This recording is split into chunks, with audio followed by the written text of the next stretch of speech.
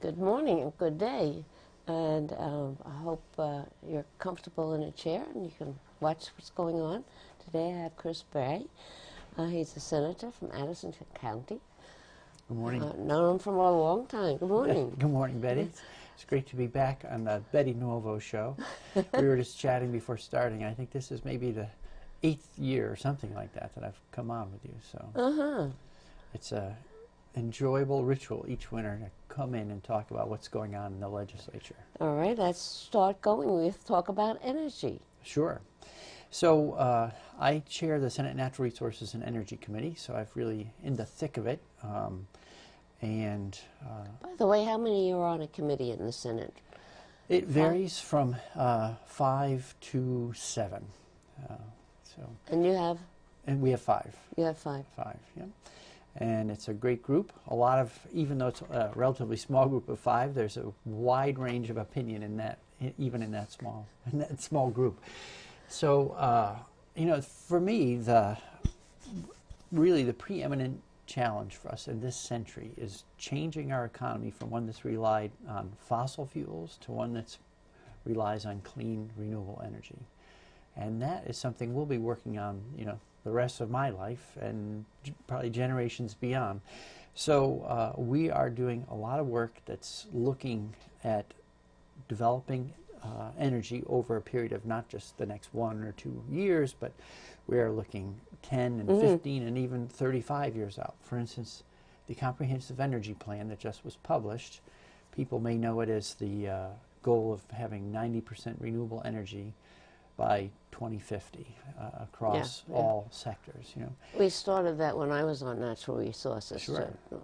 And you can only do so much. Right, but I think once upon a time I spent a lot of time sailing, and I learned if you wanted to steer a good course, you should pick the farthest object away that you can see and then steer by that. And it helps you steer a longer, straighter, steadier line. And if you pick things closer to you, you start sort of zigzagging your way along. So for me in this case, that goal of 90% renewables by 2050 is that farthest object away that I can see. And so when we develop bills, even now, just looking ahead to next year, I'm always thinking about how does it fit into that really long-term goal of moving to 90% renewable by 2050. And that way we don't go off course or zigzagging our way along. Do you know how much we have gotten towards that? 20%, 15%, 30%? What? It depends on where you're looking. So that you know, I mean, the 3 big sectors where we're using energy are to heat homes and buildings, to move ourselves around, transportation, and then just general electricity use across the board. So we've made our most progress in the world of electrical generation, and it depends on the particular utility you're looking at. For instance, Burlington Electric Department is now, they have reached a goal of 100% renewable energy for the entire utility. So that's on the high end. Oh, you mean the one coming out of that plant near... Right, so they have the McNeil generating station yeah, that burns wood chips, but they also buy in hydropower. So, and then they also have solar being fed in. So between hydro, solar, and I don't know if they have any wind purchases in their portfolio, but they've been able to have a portfolio of energy coming to that utility that's 100% renewable. Now there is a problem that's coming up of how much electricity, more electricity can go on the wires that are up now and going. Right. Can they go 10% more? Can they go, you know, how much more can they get? Right. It's kind of like how many appliances do you plug into one extension cord, you know? Eventually you could overload them. This is kind of the other direction. If you're trying to push too much energy into the existing wires, you know, then you create congestion, and that's makes the whole thing less efficient. So, but you're putting your finger on, you know, that's part of the complexity of, I mean, I think why we need to be thoughtful, careful, and move, you know, sort of cautiously forward on these things, because there's the grid that we're so used to assuming will always provide electricity to us. Anytime we turn on a switch, you just expect electricity to be there. But the grid doesn't store any electricity. It is responding instant by instant to all the uses of people turning things on and off throughout Vermont, and actually we're actually part of the northeastern grid. Right, right. So it is, the North American grid is the world's largest, most complex machine.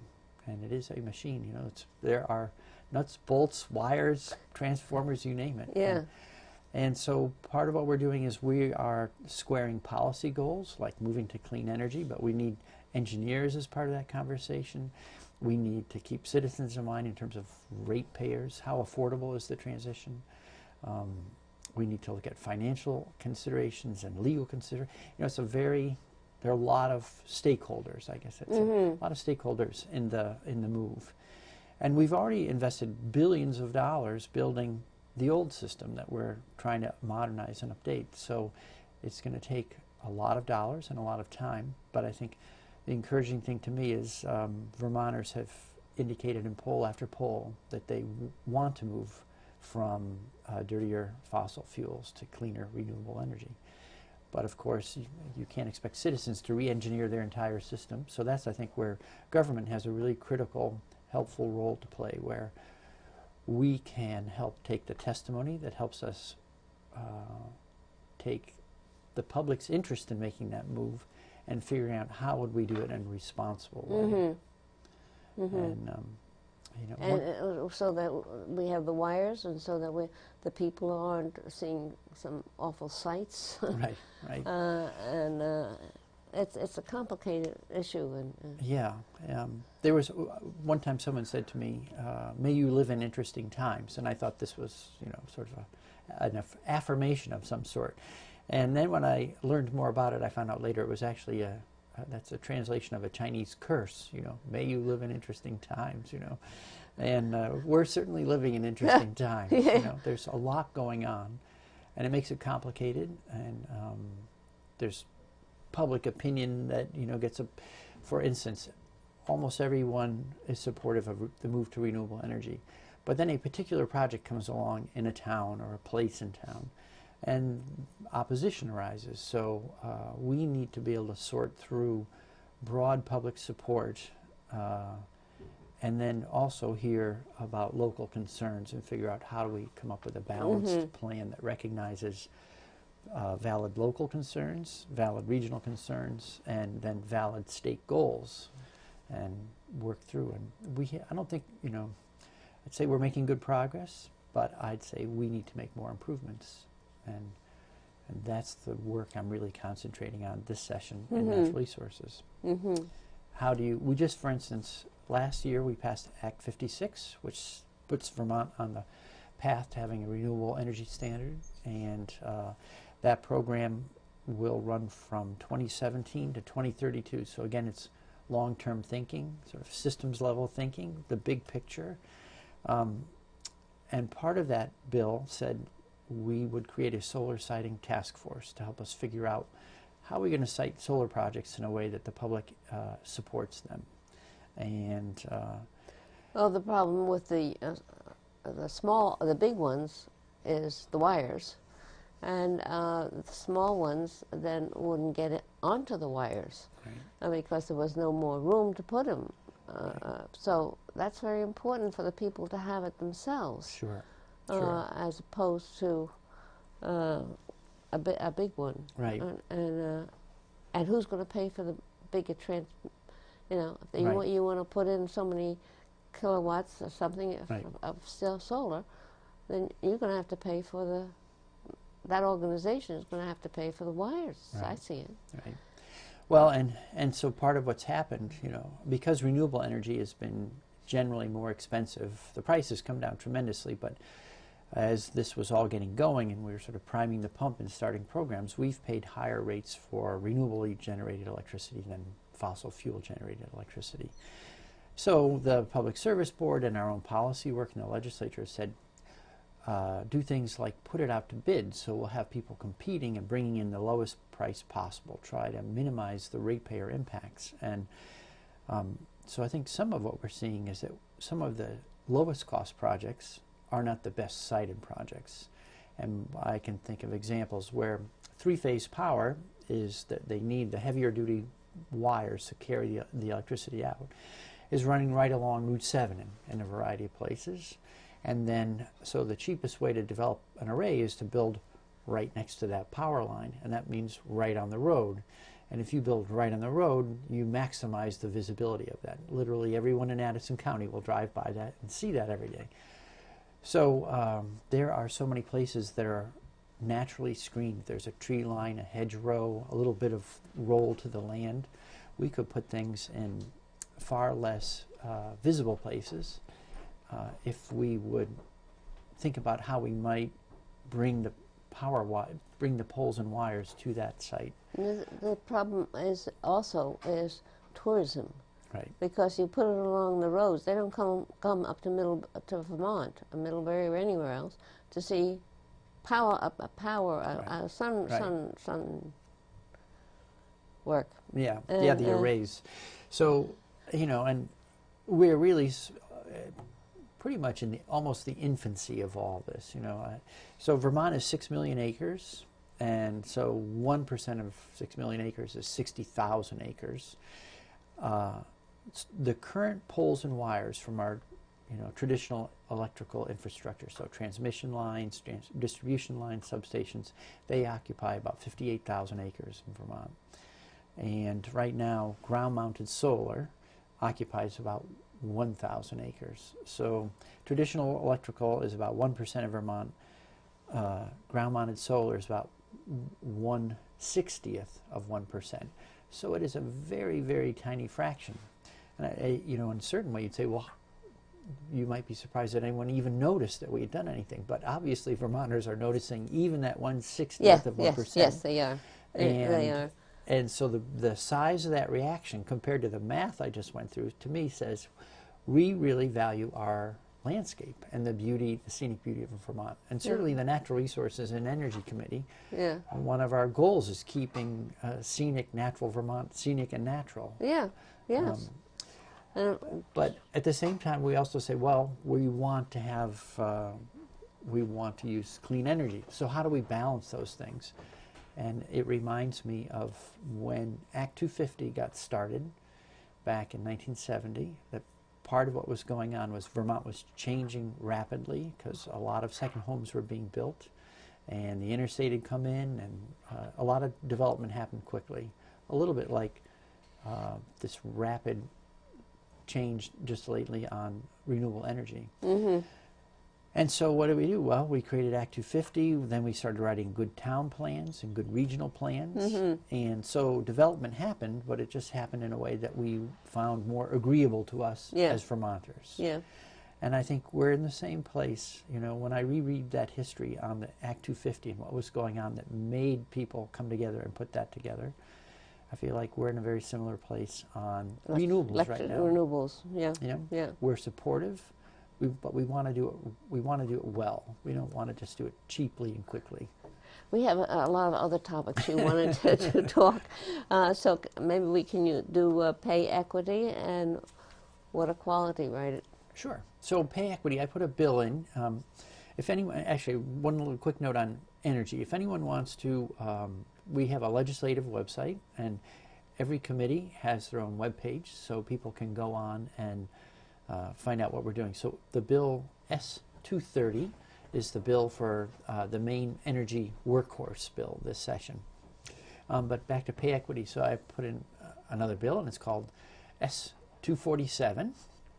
And it goes to the notion of why aren't women paid on average as much as men, you know? I don't understand it. Yeah, well, so I was a young kid when John F. Kennedy signed the Fair Pay Act into law in 1963. And so here we are 52 years later, 53 years later, and nationally women are paid 77 cents for every dollar that men are paid. And in Vermont we're doing a little better. We're at 84 cents for every dollar that a man is paid. Well, why is that? How does that kind of bias continue? You know, if we brought women up to full pay equity, that would be the largest, most positive economic development program that Vermont could implement. Mm-hmm. You know, it would mean for many working families that their income would increase. And on top of this, it's just Including the single mother with children. yeah, sure. Yes. And then, you know, it's just a profound fairness issue. I mean, Yes. it is really, you know, we're so used to it that it's easy enough in a certain way to almost accept it, but it's really quite outrageous that on the basis of gender that one group of people be paid less than another.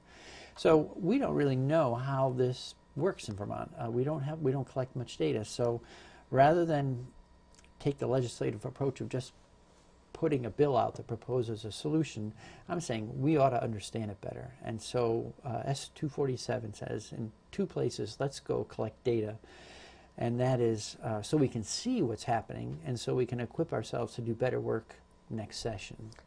And so we see if Vermont is in the bad place or in a good place or moving in the right direction. Right, and where and how that inequity shows up. So the bill proposes that when the state processes hundreds of thousands of forms on workers currently already at the Department of Labor. So we say, well, if you track the gender of those people working, let's start to look at, when you look at the wages of men versus the wages of women, and particularly when they're in the same job classification. So if you're doing substantially comparable work, let's find out if you're being paid, you know, the same or a substantially comparable wage. Mm-hmm. So there's that piece of it. So it's saying, let's look at what's going on in the world of wages. And then the state is also very involved in putting money into economic development through the form of loans and stuff. So if we're going to be giving out loans to people, Yes. like business development loans, Mm-hmm. well, then I think it's very fair to say when we're giving you money to help you do this work, or we're supporting the growth of your business, which is, you know, let me be clear, it's good for everyone that we're doing it, but let's also ask the question, are men and women being treated equally and fairly in the jobs created in those businesses we're supporting? That comes to the outcomes that we're Right. working on at least in the House, we're Right. working on outcomes. Does this program have good outcomes? Right. And so this would be, does this program of giving money, because Right. it's state money, and so we should see that their outcomes are equal for men and women. Right. And then the third piece there is that we run training programs. We support training programs. So one of the terms that we talk about is gender segregation, that women may get generally put into clerical positions, you know, it would be a stereotype, or food preparation work, or you know, working in a hotel and support services, cleaning rooms, all that kind of stuff.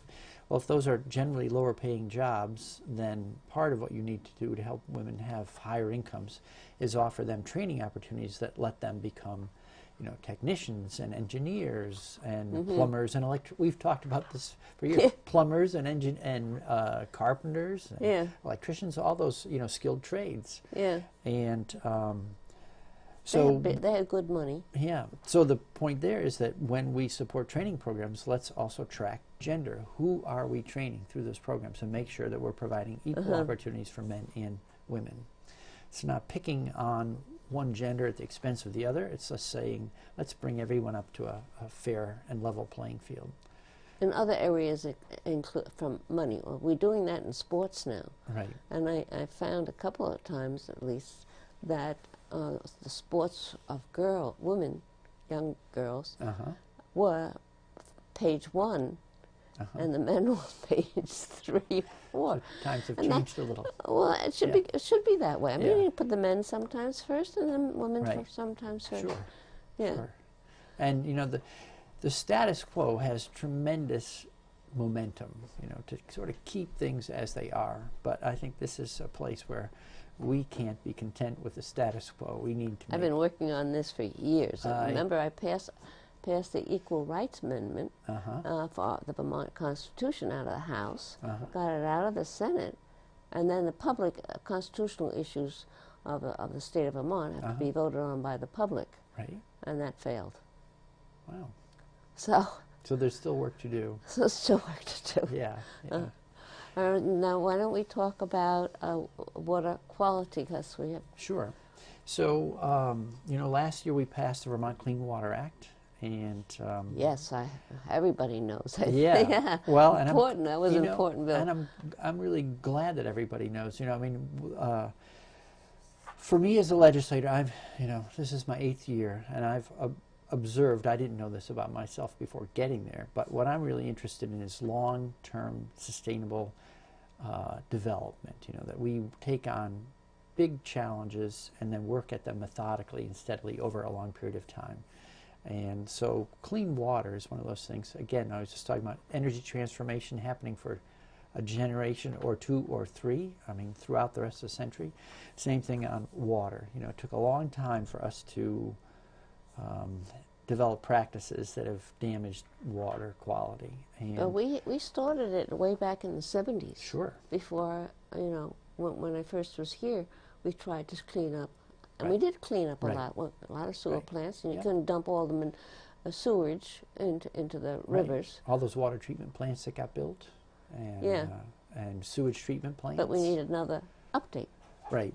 So these things, right. So in the 70s, and now here we are at 2016. So there's a lot of 40, 50-year-old plants that need, just as you say, updates. And then we've learned things, that we didn't really think that much about. For instance, roads. So there are about 14,000 miles of roads in Vermont. And they have a ditch on both sides. And previously, a lot of our focus has been, let's protect the road. Let's make sure that we get water off the road, because water on a road will damage the road. But we didn't pay that much attention to what happened to the water once we got it off the road. It was sort of out of sight, out of mind. But when you start collecting 28, in a way we've created 28,000 miles of tributary. On every road there's water running along the side. So we gather it up, it goes faster, it starts tearing banks out, starts tearing out ditches, carries soil away. So I said, well, we realize we need to be smarter about how we handle water once we get it off the road. Irene helped put that back in our minds. Yes, exactly. Right, and then there's the expense side. If you don't plan well, then, if you don't engineer a culvert for those extreme weather events, then you're replacing that culvert every so often, as opposed to hopefully sizing it and engineering it well enough to withstand heavy weather events. Mm-hmm. And we get more heavy weather events as part of climate change. We're just getting heavier rains year after year. And I went and saw a UVM study about this.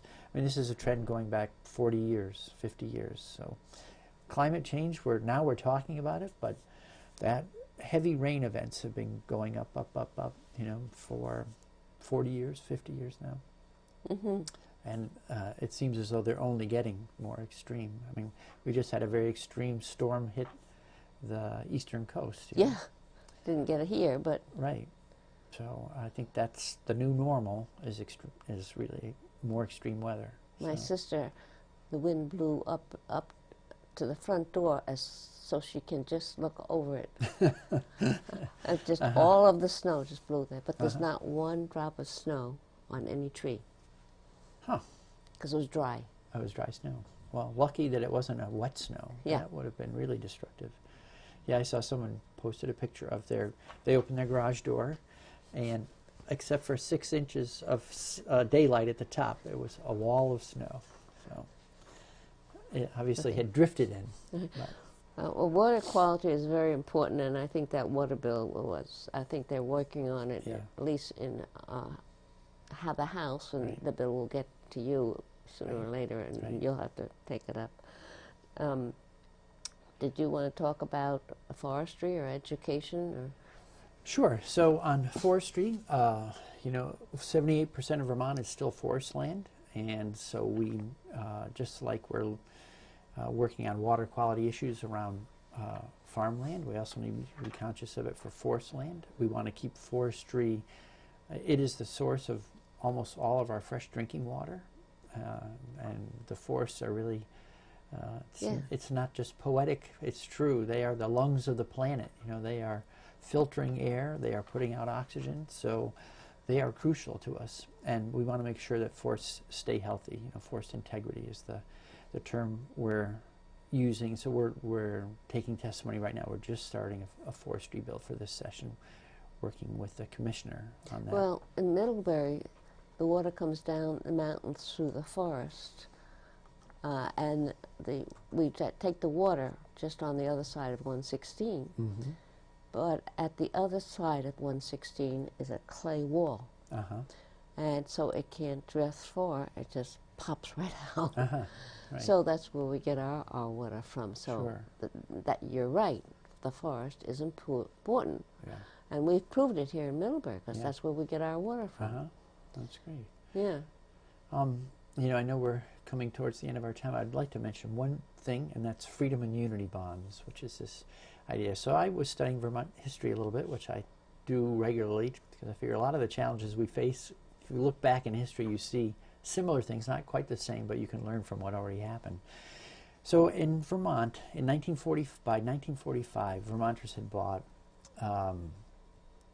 $263.5 million worth of U.S. war bonds, which I found, you know, an astoundingly large number. We were far poorer state. We were 39th in income nationally. Now we're up to 19th. So I looked at that number, and I adjusted for inflation. I adjusted for growth in population. And if we were as engaged by a bond effort right now, it would be the equivalent of Vermonters today buying $5.8 billion worth of bonds. A tremendous amount of money in, you know, compared to what we usually are talking about. So I was imagining, and I've been talking to people about this notion of freedom and unity bonds, our state motto, you know, and you would never get the same. World War II was very compelling. I mean, it was a worldwide catastrophe underway. So say you had a far lower percentage of people participating, but you might well raise $1 billion. And what would you do with this money? And it would be, you buy them like savings bonds. Kids could buy them at school. Employees could get them at work. You could just go out and buy them at the banks. And the money would be collected. It would be Vermonters putting money into a pool that then would be loaned out at a very low rate to municipalities and for projects in communities around the state. But you eventually have to pay the bond back. Right. So that's you have to think about how much money you're going to bond, Right. because you've got to pay it all back. Right. And you've got to pay interest on it. So if you Right. give it very low money to the bondholder, when they won't buy them, you don't make enough Right. Well, money. so war bonds did. If you sell Yeah. it to employer or Right, whoever. Right. So there's a couple things. One, it would pay a very low interest rate. When I've talked with people about this, I said it would pay something like only 1 or 2%, but you would know that every dollar you put in was going to be spent locally. And I've talked to hundreds and hundreds of Vermonters over the last 5 years about this, and I've only ever had people say, yes, I would be interested in such a thing. Mm-hmm. So I think Vermonters, when they see an opportunity to support something, they're not that concerned about the exact rate of return. They'd like to participate in helping Vermont be a better place for themselves and for their fellow Vermonters. Well, thank you for all your knowledge and talking about these things, because it's important. So thank you for coming, and thank you for listening, and I hope you got some idea of what we do. This is just a few of the issues. Yeah, thank you for letting me come in again. Bye-bye.